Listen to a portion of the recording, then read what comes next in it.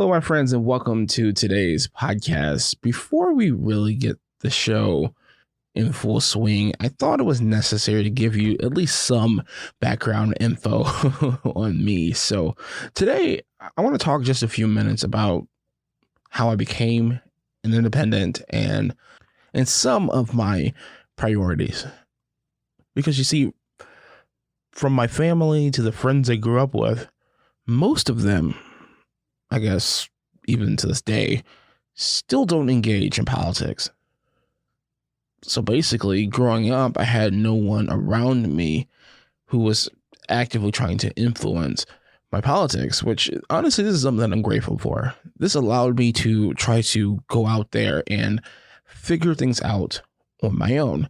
Something I'm still doing, by the way. So as opposed to answer the question, I'm not going to bury the lead here. I've been an independent from the very beginning.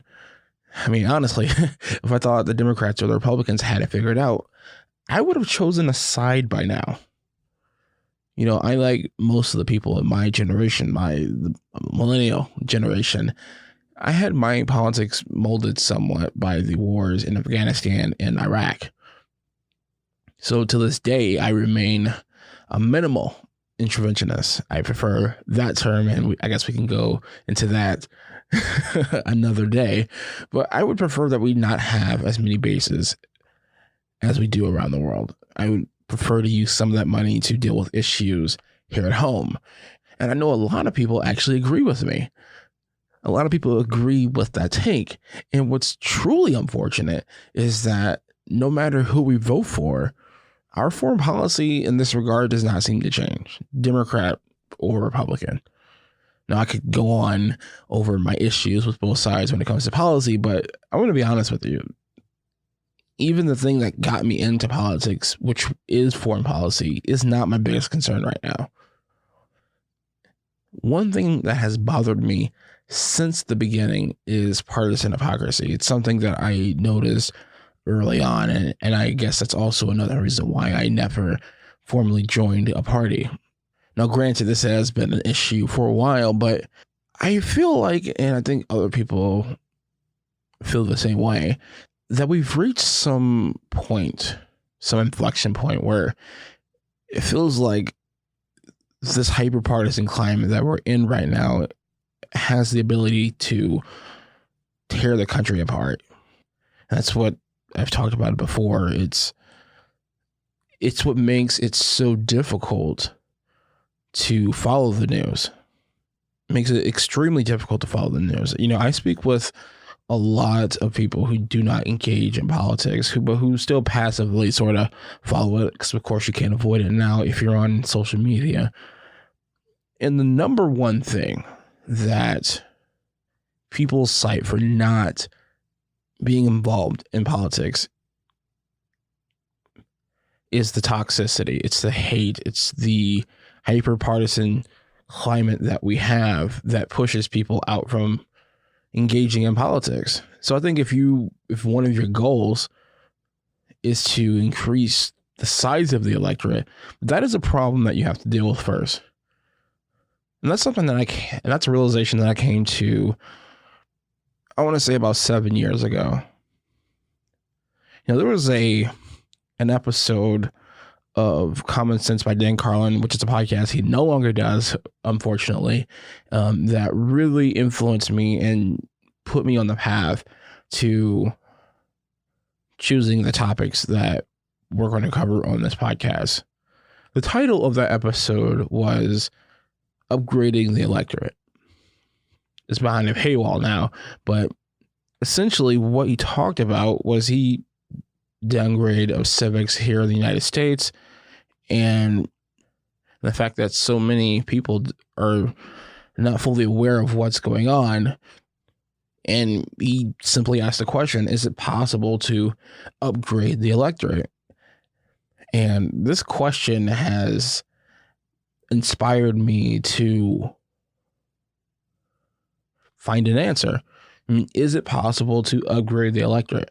Is it possible to change the climate here in America? And I think it is. And that's why I And that's why I do this podcast. That's why I podcast in general. That's why I follow politics. This, to me, is the number one issue. Now, of course, the issues themselves, the foreign policy or whatever your pet peeve issue is, whether it's healthcare or abortion or gun rights, to me, there are two things stopping us from really making progress. I mean, true progress. To me, that one is the climate. We have to find a way to bring people together and make this climate at least less toxic. Now, again, let's not act as if things were okay before Donald Trump was in office or things were okay for the last 50 years, because they haven't. But we know that it's getting worse, and we have to find balance. And I know the climate is incredibly unbalanced. It's highly partisan. It's highly polarized, and this climate is not conducive to fixing problems. So that, to me, is step one. Step two is improving civic literacy, and that's a fact. So if we're able to decrease the polarization, if we're able to also make things, not only make people more informed, but make things a little bit, I suppose, simpler, then you're going to get more people out to vote, and we're going to be able to, I believe, at least find reasonable solutions to some of these issues that we have, like healthcare, like our foreign policy. And that's why I spend most of my time focusing on these issues. Now, of course, throughout the length of this podcast, we will talk about foreign policy. We'll talk about what's going on in the world.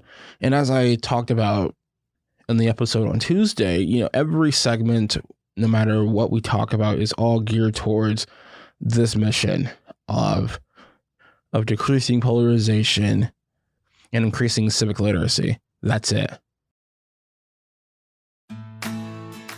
Thank you for listening to The Political Independent. I truly appreciate it. If this is your first time listening to the podcast, I hope you liked it, and please subscribe and rate the show. I would truly appreciate it. The release schedule for this podcast is Tuesday and Thursday, so we will be back on Tuesday. Tuesday is more of a news-oriented show, and Thursdays, which is the podcast you just listened to today, is going to be similar to what you've heard, but it'll likely be longer, roughly about 10 minutes longer than this podcast will be, so roughly 20 to 25 minutes.